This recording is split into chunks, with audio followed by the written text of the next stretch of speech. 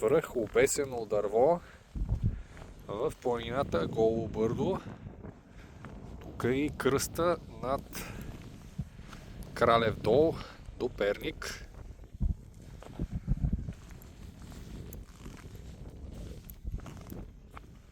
Напред е Янска могила в облаците, там трябва да се вижда голяма кулуница в ясно време. Братанчица. Това трябва да е Витоша в облаци, обаче Люли планина и Перник. Така.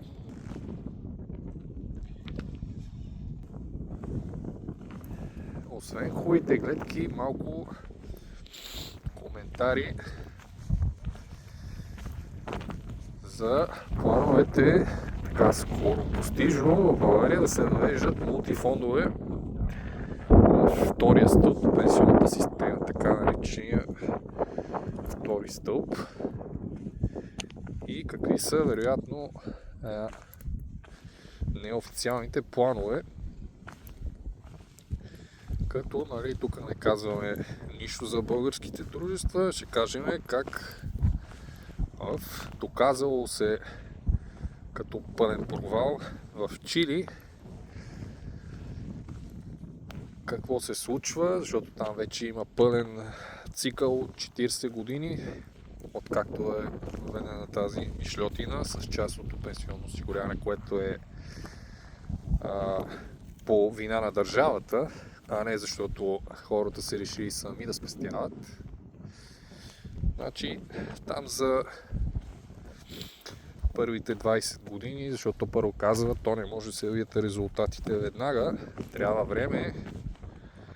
Минали 20 години, вижда се, че резултатите не са особено добри, но трябва да се замазва положението.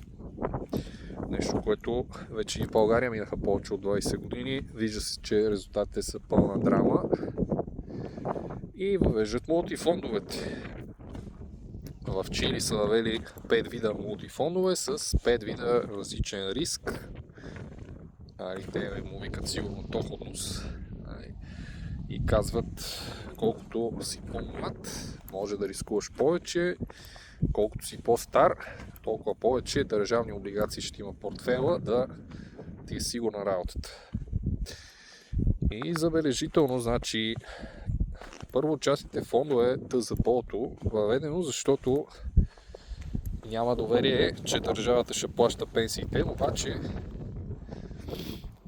се смята, че ти е сигурна работата, когато тези мултифондове биха инвестирали в държавни облигации. Парадоксално. Обаче защо се прави това? Прави се, защото сега в момента, ако докарват ниска доходност, те докарват, доказано и ще докарват. Те няма как да го направят на теория, невъзможно дори. Ще излезат, че те са виновни, че са лоши менеджери и системата е провал. Обаче като въведат мултифондовете, ще се каже, твоята доходност, твоята персонална доходност е толкова лоша, не защото ние сме много лоши менеджери, ами защото ти си избрал този вид фонд.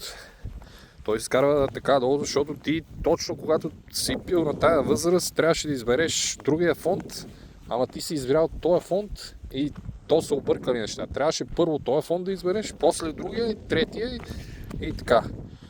Щеше да докараш максимална доходност. Ма ти, понеже избра друго и затова имаш 20 евро пенсия от частния фонд, примерно. А пък ако пък нищо не си избереш, тогава пак ще ти кажат, ти си виновен, ти трябваше да си избереш първо тоя, после другия, после третия, ама ти нищо не направи, напълно пасивен и какво очакваш? Очакваш доходност. И ето по този начин ще бъдат баламосвани хората, които, ако има такива, които изобщо да чакат втора пенсия. И за това какво сме направили ние? още през септември 2015 година, когато в България се даде възможност човек да се откаже от ДЗПО-то, отидахме, подадахме си заявлението и вече няма нищо общо с тези схеми.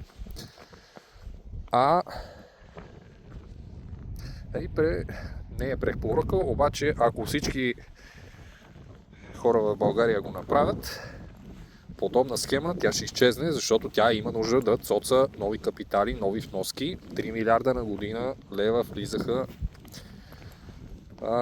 нови вноски. Всяка година сега вече те имат над 15 милиарда за управление, от което си взимат доста прилични такси. Даже са неприлични такси. Това е, от хората зависи да не са бездарни, да не седат да чакат някакво чудо. Отивайте, действайте, защото има някакви планове, дори да не дават възможност на хората да се откажат преди да им дойде времето за пенсиониране, което означава, че, например, при една инвалидизация, знаем, че в България половината от пенсиите, които се плащат, са за инвалидност.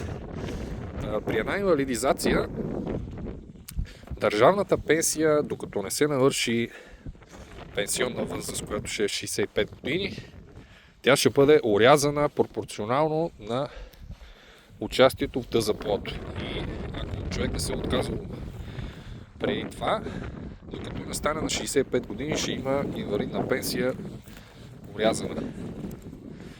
Не, че някой трябва да си прави такива планове, обаче случват се такива неща. Освен това, след като има толкова половината пенсии, щом са за инвалидност, значи стреса или какво ли нещо причинява някакви заболявания, надявам се, не се знае да не са толкова пък и фалшивите, но това е друга тема. Така че хора, казвайте се от ДЗПО-то, или поне ние това сме направили, за да не попадате в ръцете на мултифондовете, които много професионално ще управляват чужди пари, които са вашите. Докато не се откажете тези фондове, заради тях НОИ ще страда от хроничен дефицит, държавата ще взима кредити и после ще трябва да се плати с лихвите тези кредити. Може би самите фондове ще купат тези кредити, които държавата взима, защото те съществуват, и после вие ще си платите т.е. не само вие, че и ние, ще се плати сметка за кредитите, които те са си купили, защото те съществуват и си начисляват комисионна за управление. Те може да си купили и акции на Apple, обаче държавните облигации са си съвсем друга работа. А пък държавата да не наглее, е по-добре просто да спре вноските да ДЗПО-то и да намали бюджетния дефицит. Както и да намали здравната вноска от 8 на 6, каквото си беше преди тройната коалиция да я дигне, за да прави частни здравни фондове. Айде, който ще прави правителство, да го мисли в тая посока. Иначе ще си има къс мандат. Поздрави!